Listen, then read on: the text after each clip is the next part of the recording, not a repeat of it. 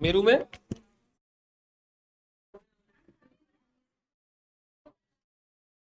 मेरू में जिले जिले नहीं आएंगे भाई, अरावली आएगा, अरावली का प्राचीन नाम है, इसके जिले नहीं आएंगे।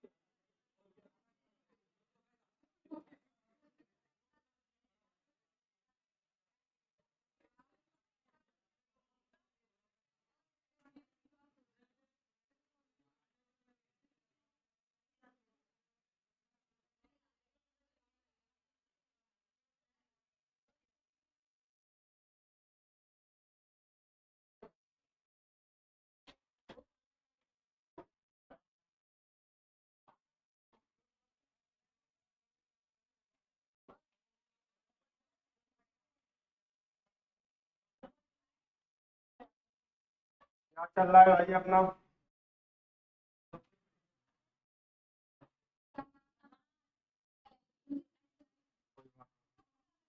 देखिए, जिनका पहला दिन है तो वो टेंशन ना लें, तो पुनः द्वारा फिर रिवाज होगा। और गर्मी इसलिए लगी है ना, ऐसे चल के आप टॉप लगेंगे।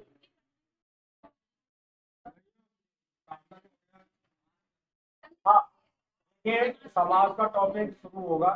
शुरू।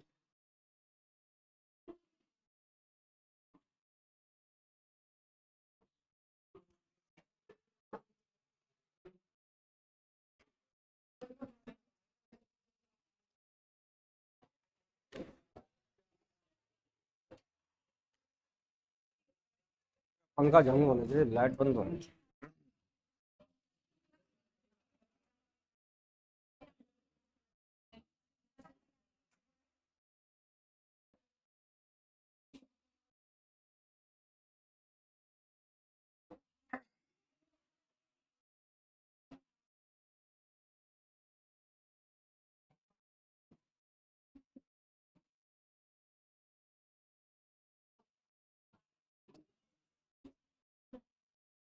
तो टॉपिक रहेगा हमारा समाज।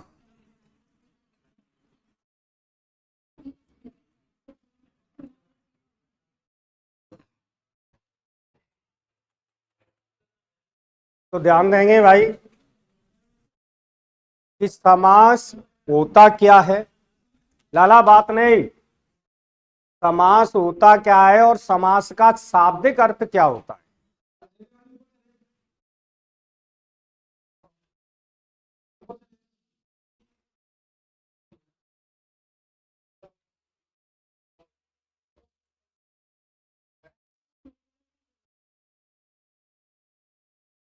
रेलवे वाले निकल जाओ ऊपर, क्यों रेलवे में हिंदी नहीं आती।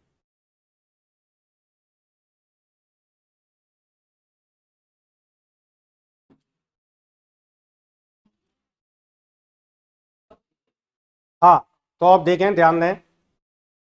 तो समास होता क्या है और समास का शाब्दिक अर्थ क्या होता है, ये समझ। तो समास का जो शाब्दिक अर्थ है वो अर्थ होता है संक्षिप्त, या कह सकते हैं संक्षेप,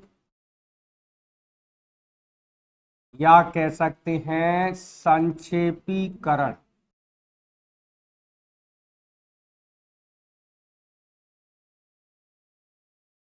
तो इन तीनों का जो अर्थ होता है वो अर्थ होता है छोटा। समास का जो शाब्दिक अर्थ है वो क्या है, छोटा है, या उसको संक्षिप्त कह लें, संक्षेप कह लें, या संक्षेपीकरण कह लें।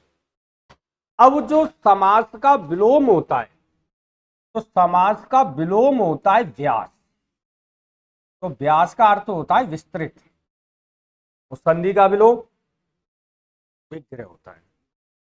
अब यहां पर हम देखें कि हमारा जो समाज शब्द है वो दो शब्दों से मिलकर बना है। इसका निर्माण दो शब्दों से हुआ, सम धन आस। तो यहां पर जो सम का अर्थ है पास, आस का अर्थ है बैठना या बिठाना, बैठना या बिठाना। अब इसकी एक परिभाषा बनेगी कि जब हम दो या दो से अधिक शब्दों को पास पास में बिठा देते हैं और उनके बिठाने से एक नए शब्द का निर्माण होता है, उन्हें अपन क्या कहते हैं, समास कहते हैं। क्या कहते हैं, समास कहते हैं।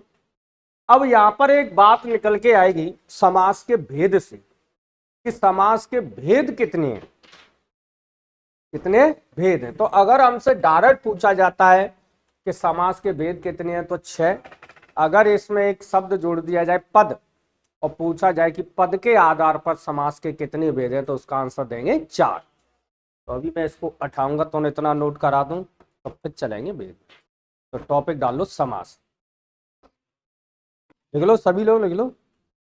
आप पे लिखा है तो निकालो कॉपी। जो अभी जुड़े हैं मैं दोबारा से रिपीट करूंगा, जो भी एक दो टॉपिक पढ़ गए वो सब पढ़ाएंगे संडे को कैसे भी लेके। तो बोले टॉपिक डालो समास, उसमें लिखो समास का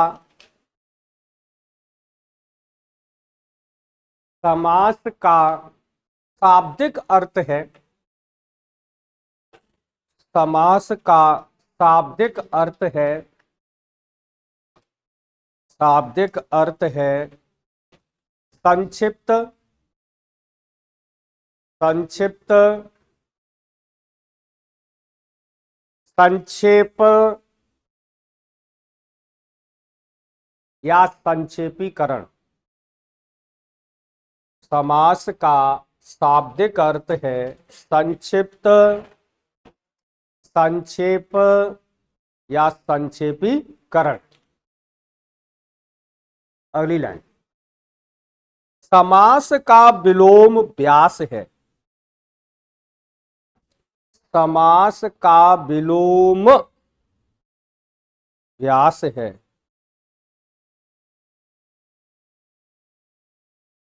देखा इंक कबाब पेन है क्यों शाही भरी जाते जाओ। अच्छा पहले पत्ता हुआ चल दो। समास का विलोम व्यास है।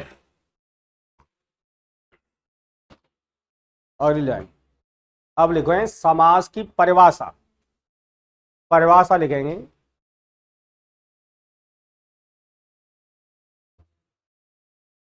देखो जब दो या दो से अधिक, जब दो या दो से अधिक,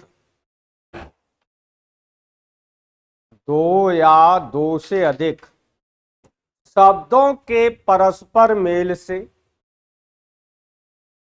दो या दो से अधिक शब्दों के परस्पर मेल से, परस्पर मेल से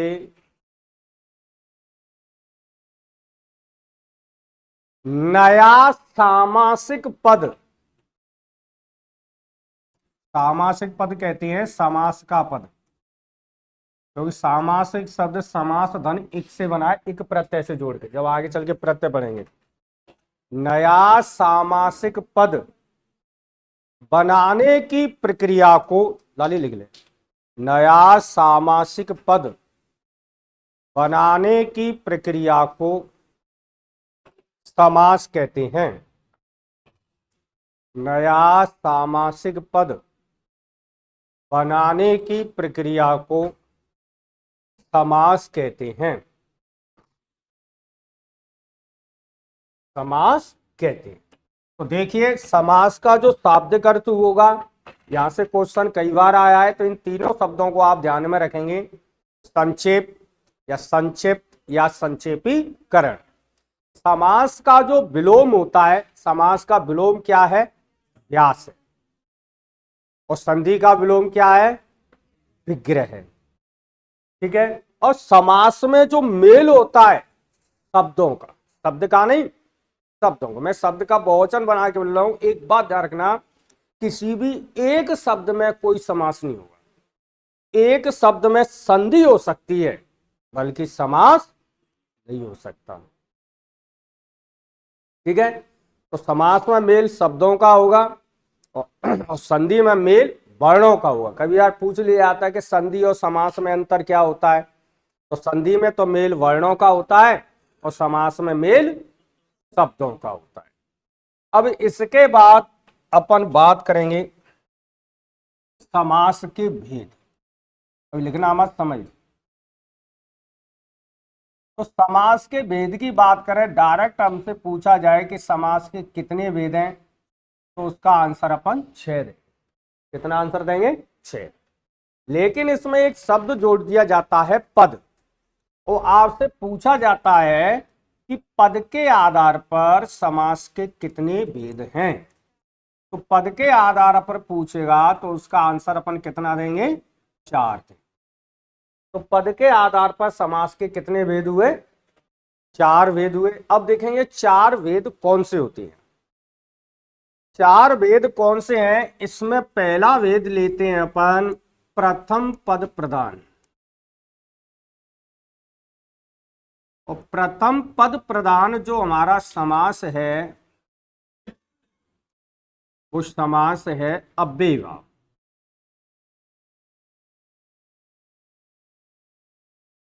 अव्ययी भाव। दूसरा देखें, द्वितीय पद प्रधान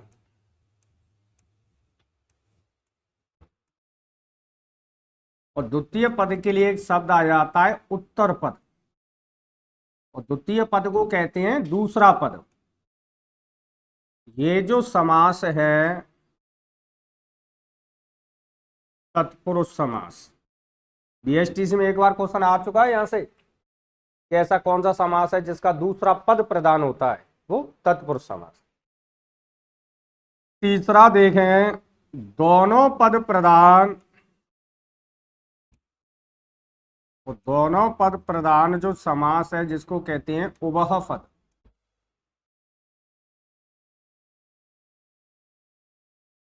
तो ये जो हमारा समास है द्वंद्व समास।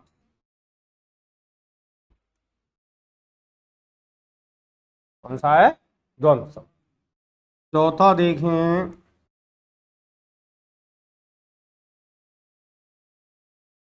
अन्य पद प्रधान जो हमारा समास है बहुव्रीहि समास।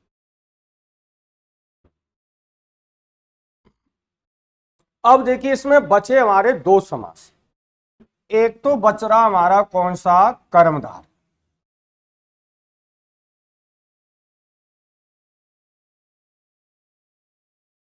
एक बचा हमारा द्विगु समास।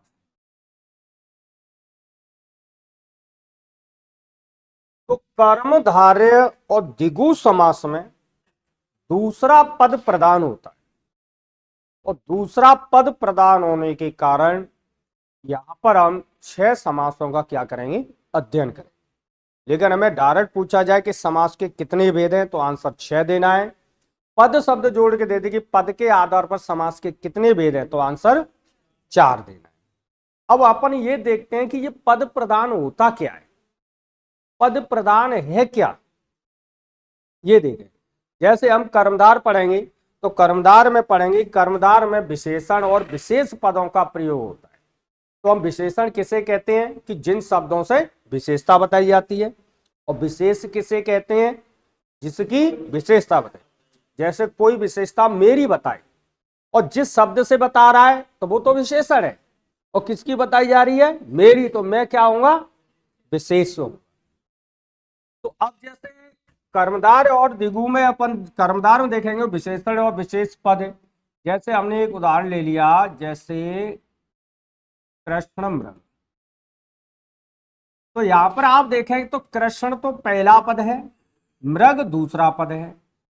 तो यहां जो कृष्ण का अर्थ लिया गया है काला, और मृग का जो अर्थ लिया गया है हिरण। मृग किसे कहा गया? हिरण। तो मृग की विशेषता बताई जा रही है, मृग कैसा है? काला है। तो काला पद तो क्या हो गया? विशेषण। और मृग पद क्या हो गया? विशेष। तो लेकिन यहां देखें जिसकी विशेषता बताई जाती है वो ही मुख्य होता है। प्रधान का अर्थ होता है मुख्य, प्रधान का अर्थ क्या है? मुख्य। तो यहां पर जो अपन विशेषता बता रहे हैं वो मृग की विशेषता बता रहे हैं। किसकी? मृग की। तो मृग यहां दूसरा पद है और कृष्ण यहां पहला पद। तो जो पद प्रधान है वो कौन सा है? मृग। तो कर्मधार और द्विगु समास में दूसरा पद प्रधान होने के कारण इनको तत्पुरुष समास का भेद माना जाएगा, और इस प्रकार से अपन 6 समासों का क्या करेंगे? अध्ययन करेंगे। अब जो समास का अपन अध्ययन करेंगे तो समास का अध्ययन एक कहावत के माध्यम से करेंगे। तो अपनी कहावत क्या होगी? कि द्वंद्व में और छिपे द्विगु में गणना पद आवत है, और बीच में कारक चिन्ह छिपे तत्पुरुष समास कहावत है। अव्यय से अव्ययी भाव रहे कर्मधार विशेषण आवत है, और बहुब्रीहि में अन्य प्रधान रहे और ना कोई पद आवत है। जब इस कहावत को हम अच्छी तरह से समझ लेंगे तो हमें अगर शब्द के अर्थ का थोड़ा बहुत पता होगा तो हमारे समास का क्वेश्चन कभी गलत नहीं होगा। तो मैं अभी इतना नोट कराता हूं, फिर कहावत को नोट कराऊंगा, फिर एक एक पंक्ति को समझाऊंगा, तब आगे काम चलेगा। तो अब डालें आप समास के भेद।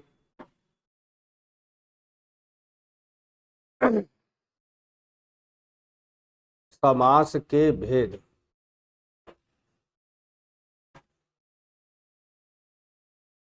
तो इसमें एक लाइन लिखेंगे, समास के 6 भेद हैं। समास के 6 भेद हैं।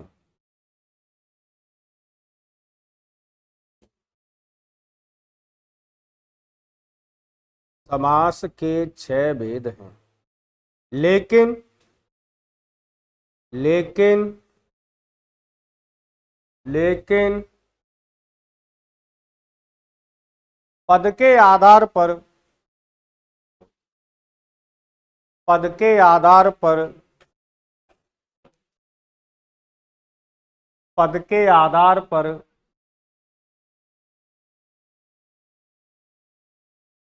समास के 4 भेद हैं। लेकिन पद के आधार पर समास के 4 भेद हैं। 4 भेद, जिसमें नंबर 1 लिखें, प्रथम पद प्रधान, प्रथम पद प्रधान अव्ययीभाव समास। प्रथम पद प्रधान अव्ययीभाव समास।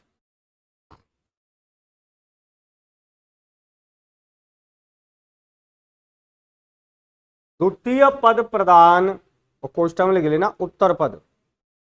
द्वितीय पद प्रधान, कोष्ठक में लिख लो उत्तर पद। उत्तर पद को ही दूसरा पद कहते हैं। द्वितीय पद प्रधान तत्पुरुष समास, जो दोनों तो मैं नोट करके लिखा दूंगा। द्वितीय पद प्रधान तत्पुरुष समास। तत्पुरुष समास। नंबर 3, दोनों पद प्रधान, और दोनों पद लिखे कोष्ठक में लिख लो उभय पद। दोनों पद प्रधान द्वंद्व समास। दोनों पद प्रधान द्वंद्व समास।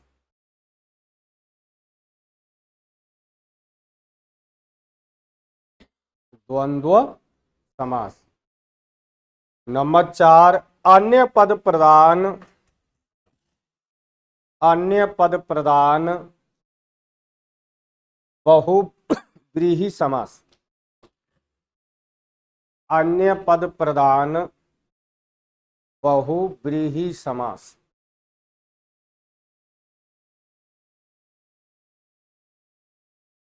बहुव्रीहि समास। अब एक नीचे एक लाइन लिखो, देखो, कर्मधारय और द्विगु समास में, कर्मधारय और द्विगु समास में दूसरा पद प्रधान होता है। कर्मधारय और द्विगु समास में दूसरा पद प्रधान होता है। दूसरा पद प्रधान होता है। इसलिए इनको, इसलिए इनको तत्पुरुष समास का भेद माना जाता है। इसलिए इनको तत्पुरुष समास का भेद माना जाता है। तत्पुरुष समास का भेद माना जाता है।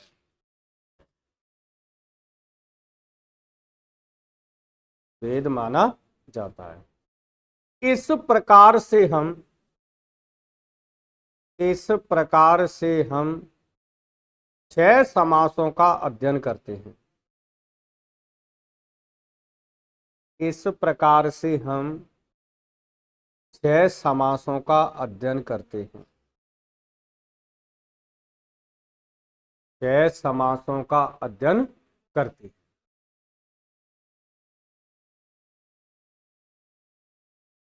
इसके बाद लिखेंगे आप समास कहावत।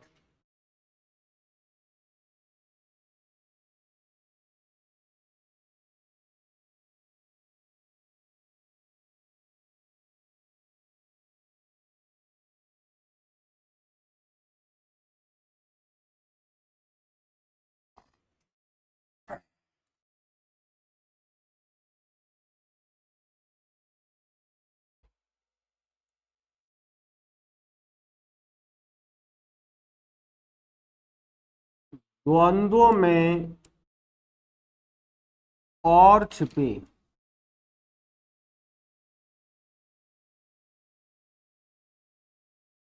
और छिपे दिगु में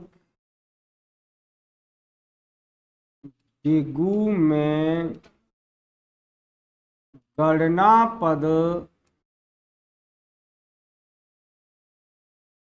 गणना पद आवत है।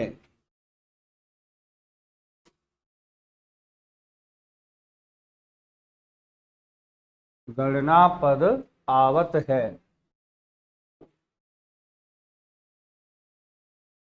बीच में कारक चिन्ह छिपे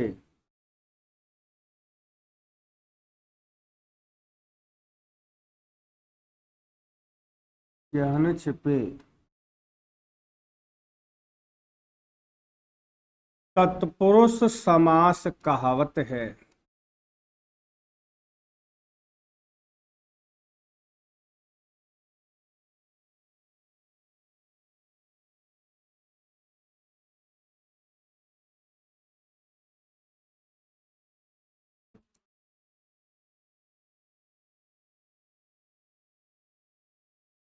अव्यय से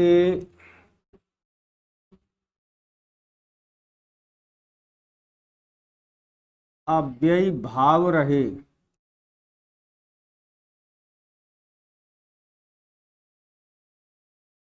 अव्यय से अव्ययी भाव रहे। कर्मधारय विशेषण कर्मधारय विशेषण आवत है।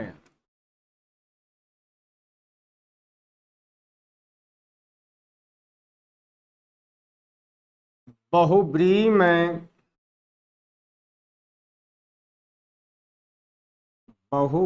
में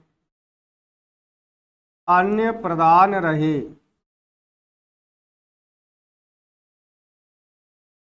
अन्य प्रधान रहे और ना कोई पद आवत है।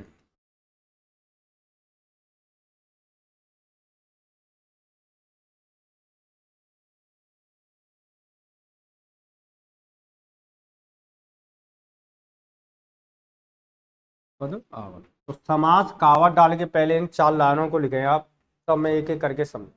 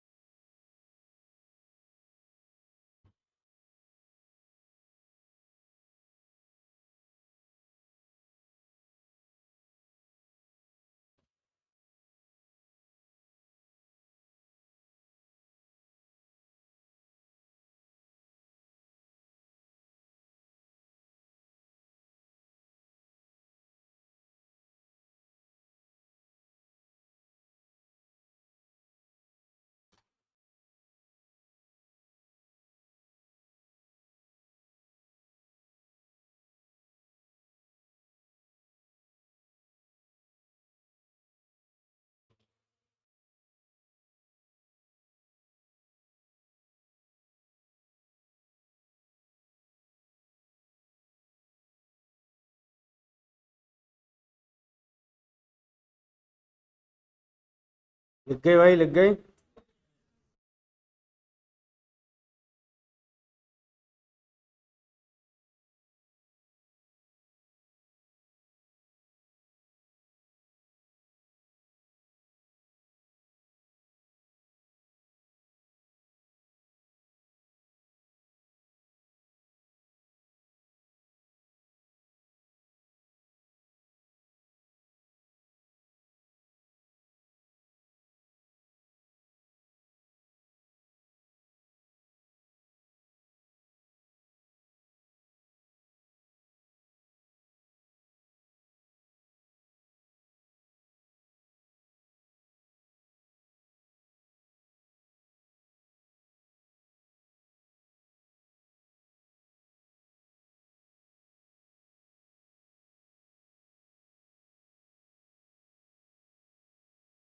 हो गया।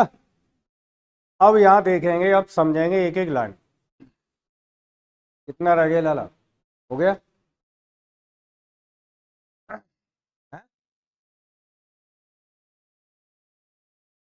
तो देखिए हमारी पहली जो पंक्ति क्या है कि द्वंद्व में और छिपी।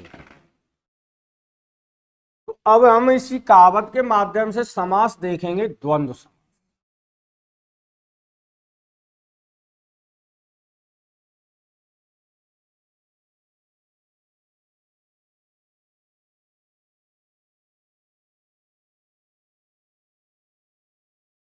द्वंद्व।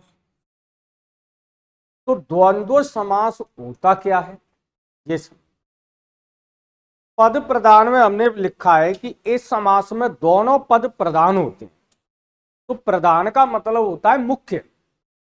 जैसे अपन घर में देखें, माता भी मुख्य है, पिता भी मुख्य है, दोनों ही प्रधान है। लेकिन कहावत में लिखा है हमने कि द्वंद्व में और छिपे। लेकिन जब हम अधिकतर जब विग्रह करते हैं तो द्वंद्व समास में जो लोप पाया जाता है वो अधिकतर और का लोप पाया जाता है। लेकिन और के अलावा भी तथा, एवं, या, अथवा, आदि, इत्यादि, इनका भी लोप पाया जाता है द्वंद्व समास। अब इस द्वंद्व समास को संस्कृत के नियमानुसार 3 भागों में विभाजित कर दिया। कितने भागों में? 3 भागों में बांट दिया, जिसमें पहला भाग आया इतरेतर।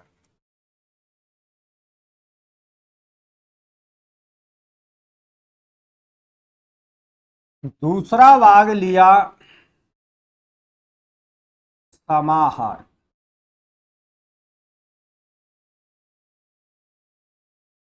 और तीसरा भाग लिया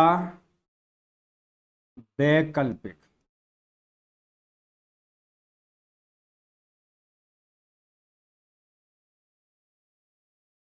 तो संस्कृत के नियमानुसार इसके 3 भाग हुए, इतरेतर, समाहार और वैकल्पिक। अब यहां पर आप ये देखें कि इतरेतर क्या है, समाहार क्या है, वैकल्पिक क्या है। लेकिन इतना ध्यान रखना कि हमारी हिंदी में यहां से क्वेश्चन नहीं आएगा। आपसे ये नहीं पूछा जाएगा कि ये इतरेतर द्वंद्व है, कि समाहार द्वंद्व है, या वैकल्पिक द्वंद्व है। लेकिन इनको समझने से इसमें जो भी उदाहरण आएंगे तो हिंदी में केवल एक ही जवाब देना है, द्वंद्व समास। कौन सा जवाब देंगे? अब इनको हम पढ़ क्यों रहे हैं? तो इसमें जो भी शब्द आएंगे उनका हम सही विग्रह करना सीख जाएंगे। तो इतरेतर का जो अर्थ होता है वो अर्थ होता है अलग अलग। क्या होता है? अलग अलग होता है। तो यहाँ पे जो 2 पद दे रखे होंगे दोनों ही पद अलग अलग होंगे। और जब अपन विग्रह करेंगे, तो दोनों पदों के बीच में और, तथा या एवं जोड़। तो इन तीनों में से हम किसी भी एक का प्रयोग कर लें, किसी भी एक का। लेकिन ज्यादातर जो हम प्रयोग की दृष्टि से लेते हैं वो किसको लेते हैं? और को लेते हैं। अधिकतर किसका प्रयोग करेंगे? और का करेंगे। लेकिन प्रयोग की ज्यादातर प्रयोग और का होगा, लेकिन हम तथा भी लगा सकते हैं, एवं भी लगा सकते हैं, वो गलत नहीं है। लेकिन ज्यादातर प्रयोग किसका होता है? और का होता है। तो इतरेतर का जो अर्थ हुआ कि यहाँ जो दोनों पद हैं कि दोनों पद अलग अलग होंगे। और जब हम विग्रह करेंगे तो दोनों पदों के बीच में या तो अपन और लगा दो, या तथा लगा दो, या फिर एवं लगा दो। जैसे अपन ने लिखा यहां पर, जैसे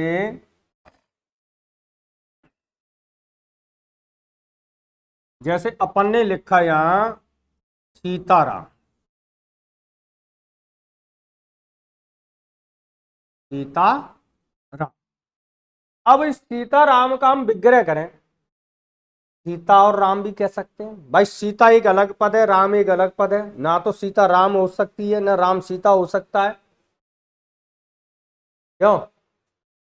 सीता अलग पद है, राम एक अलग पद है, तो दोनों ही पद अलग हैं, दोनों ही अपनी जगह मुख्य हैं।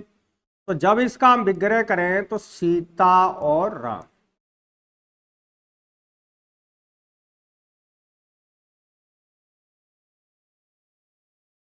सीता और राम। जैसे लिखा हमने माता पिता,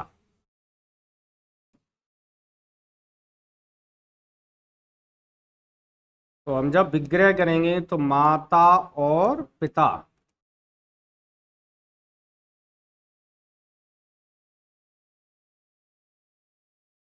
जैसे लिखा हमने भाई बहन,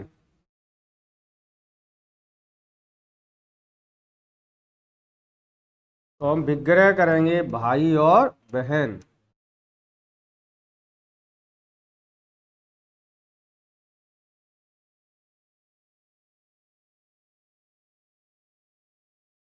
जैसे लिखा हमने राधे श्याम,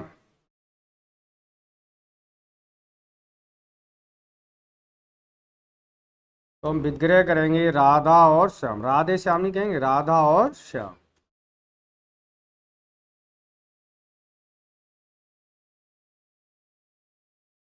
जैसे लिखा हमने कृष्ण अर्जुन, संधि करेंगे तो दीर्घ संधि हो जाएगी, कृष्ण और अर्जुन।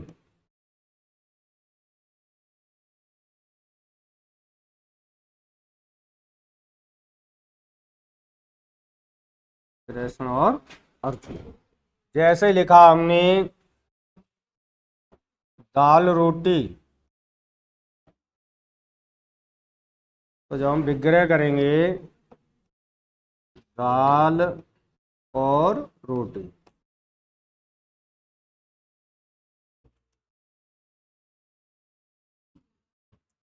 अब यहां हम देखते हैं, जैसे आया समाहर, समाहर में क्या होगा कि यहां दोनों पद मिलकर किसी समूह का बोध कराएंगे। किसका बोध कराएंगे?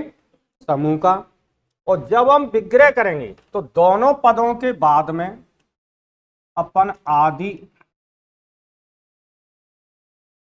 या फिर इत्यादि का प्रयोग करते हैं। तो चाहे अपन आदि लगा दो, चाहे क्या लगा दो, इत्यादि लगा दो, दोनों पदों के बाद में किसी भी एक का प्रयोग कर लो आप। आदि का भी कर सकते हैं, इत्यादि भी कर, लेकिन दोनों पद मिलकर किसी समूह का बोध कराएंगे। जैसे अपन ने लिखा रुपया पैसा, तो देखिए रुपया कहो तो पैसा है, पैसा कहो तो रुपया है, लेकिन यहां समूह का बोध किसका हो रहा है? धन का। किसका बोध हो रहा है? धन का।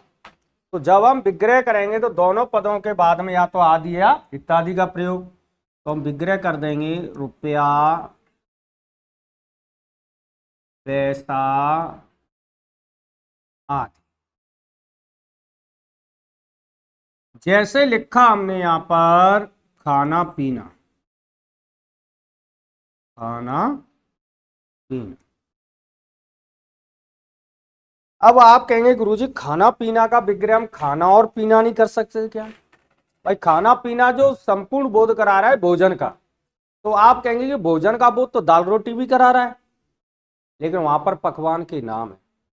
जैसे मान लो कि आप कहीं किसी आपका कहीं से निमंत्रण आ गया, तो आप खाना खाने के लिए गए, और जैसे आप खड़े हैं तो आपका कोई मित्र के यहाँ गए या किसी का, तो बानी चल ले, चलो खाए पी लो।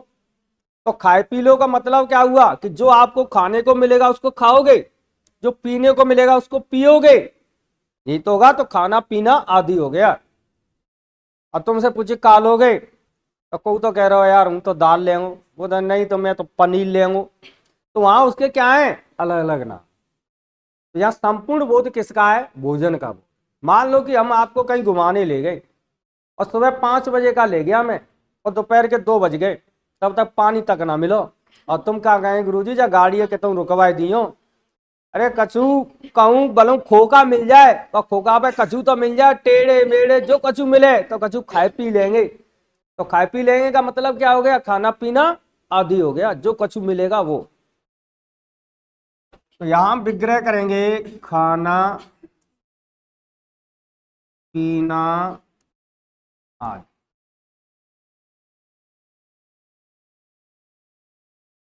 ऐसे लिखा हमने लीपा पोती। यहां जो लीपा पोती शब्द है, यहां जो संपूर्ण बोध करा रहा है सफाई का। अरे घर में कोई त्योहार आता है तो हम लीपते भी हैं, पोतते भी हैं, इधर का सामान उधर एडजस्ट करते हैं। तो संपूर्ण बोध किसका है, सफाई का बोध है। तो यहां पर जब विग्रह करेंगे या तो लीपना पोतना आदि, या कह सकते हैं लीपा पोती आदि, पोती आदि। अब इस लीपा पोती शब्द में बौब्रीय समास भी मान्य है। कौन सा मान्य है, तो पहली प्राथमिकता तो बौब्रीय को देंगे, बौब्री नहीं होगा तो द्वंद्व समास हो। अब हम यहां देखते हैं कि इस लीपा पोती शब्द में बौब्री समास मान्य है, तो क्यों मान्य है सर। ये लीपा पोती शब्द वहां प्रयुक्त हो जाता है कि कोई कार्य हुआ जरूर, लेकिन वो कार्य सही तरीका से नहीं हुआ। कहते ना यार लीपा पोती है, कह गई लीपा पोती, जिसे इंग्लिश में कहते हैं फॉर्मेलिटी, मतलब कार्य सही नहीं हुआ है जरूर गो, नहीं है समझ में। हाँ, वो तो बात वहां संपूर्ण वो तो सफाई का है, सफाई करते थे। त्योहार आता था, गांव में भी होती है, सिटी में ना हो, सिटी में रोजाना लीपा पोती होती है। क्यों, वही पोछा लगा वही लीप बो है वो। अब गाँव में लीप बो ना, तो गाँव में एक आसो घर तुम्हें कच्चो मिलेगो, सगने में मारवन लग रही है वही गाँव में। अरे वो भी है, घर के आगे हो या पीछे हो, गांव भी एक तरह से सिटी है गई हो, ठीक है। अब मैं तो केवल इस शब्द को समझा रहा हूं। लीपा पोती शब्द का मतलब हो गया फॉर्मेलिटी, कोई कार्य हुआ जरूर लेकिन वो कार्य सही तरीके से नहीं हुआ, तो वहां पर भी इस शब्द का प्रयोग में ले लिया जाता है, यार कार्य बहुत जरूर है यार, पर लीपा पोती है।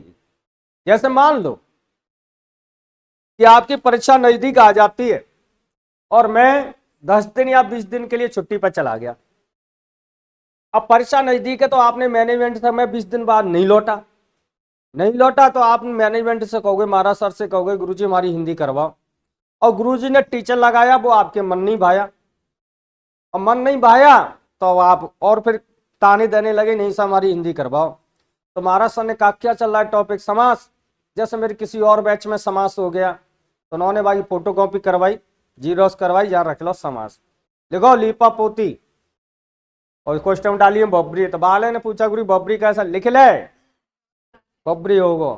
किसी और समाज से क्वेश्चन छेड़ दिया बालक ने, ज्यादा से आ रहा है तो अब क्या हुआ, जो मैटर एक सब्जेक्ट टीचर दे सकता है वो मैटर वह तुरंत नहीं मिल सकता। फिर आप क्या सोचेंगे, अरे यार हिंदी पढ़ी जरूर लेकिन कहा है गई लीपा पोती है, क्या हो गई लीपा पोती।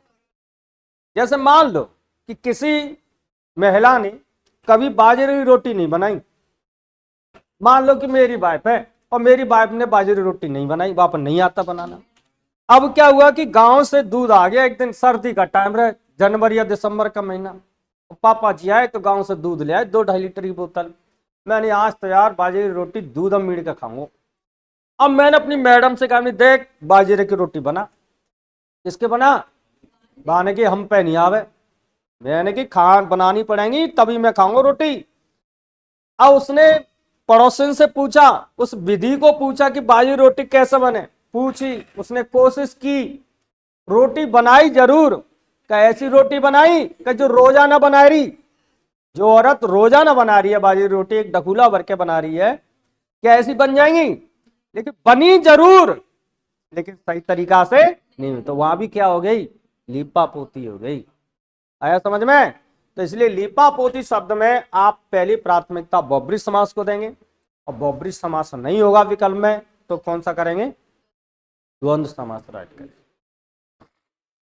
ऐसे अपन देखते हैं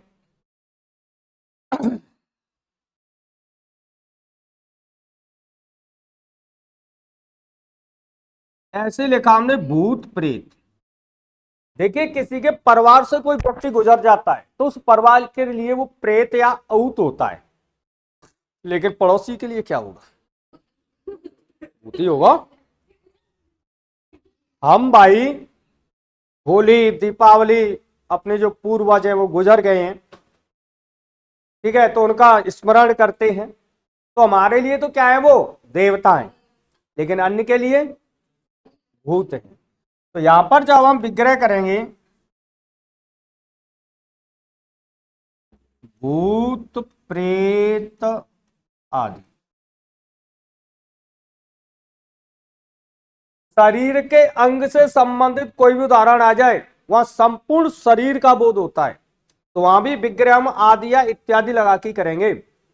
जैसे मैंने कह दिया नाक कान,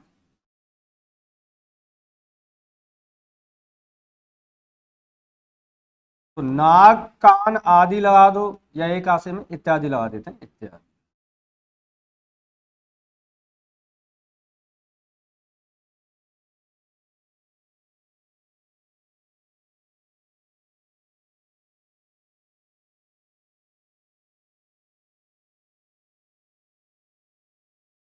किसी को एक एक को लगा देते हैं। अब मान लो कि किसी के कान में दर्द है रो है, तो कान ही कान परेशान है कि वो पूरा ही परेशान है, पूरे परेशान रहेगा ना, तो संपूर्ण बोध किसका होगा, शरीर का बोध होगा। तो पहले आप इतना नोट कर लें, लिखो द्वंद्व समास को मैं बाद में समझाऊंगा। लिखो द्वंद्व समास, इसमें पहले भाषा लिख लेना। द्वंद्व समास में लिखो इस समास के दोनों पद प्रधान होते हैं, इस समास के दोनों पद प्रधान होते हैं,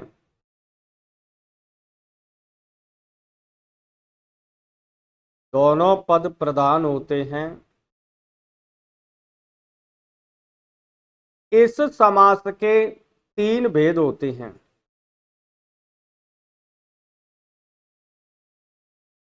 इस समास के तीन भेद होते हैं, तीन भेद होते हैं। नंबर एक, इतरेतर, इतरेतर। तो यहां पे आप लिखें इसका शाब्दिक अर्थ है, इतरेतर का लिखा रहा हूं मैं, इसका शाब्दिक अर्थ है, शाब्दिक अर्थ है अलग अलग। किसका अर्थ है ये, इतरेतर का, इसका शाब्दिक अर्थ है अलग अलग। अगली लाइन, इस समास में दोनों पद अलग अलग होते हैं, इस समास में दोनों पद अलग अलग होते हैं, दोनों पद अलग अलग होते हैं। विग्रह करने पर, विग्रह करने पर दोनों पदों के बीच में, विग्रह करने पर दोनों पदों के बीच में और कोमा लगा दो, तथा एवं, और तथा एवं जोड़ देते हैं, और तथा एवं जोड़ देते हैं। लेकिन अधिकतर प्रयोग और का करते हैं, लेकिन अधिकतर प्रयोग और का करते हैं। अधिकतर प्रयोग और का करते हैं। तो जैसे मैं ये पहले वाले उदाहरण नोट कर लो।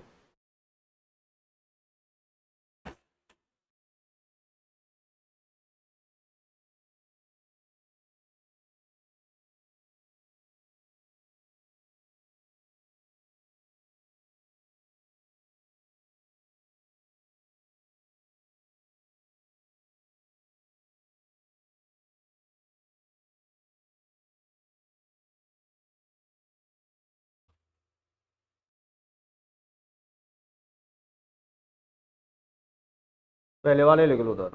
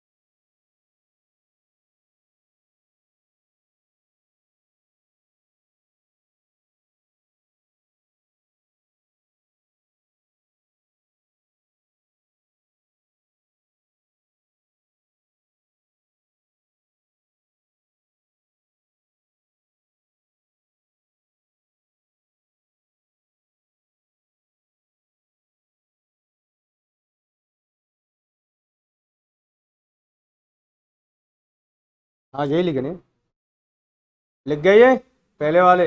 अब लिखो दूसरा, लिखें समाहार। समाहार, समाहार में लिखेंगे इसमें दोनों पद मिलकर,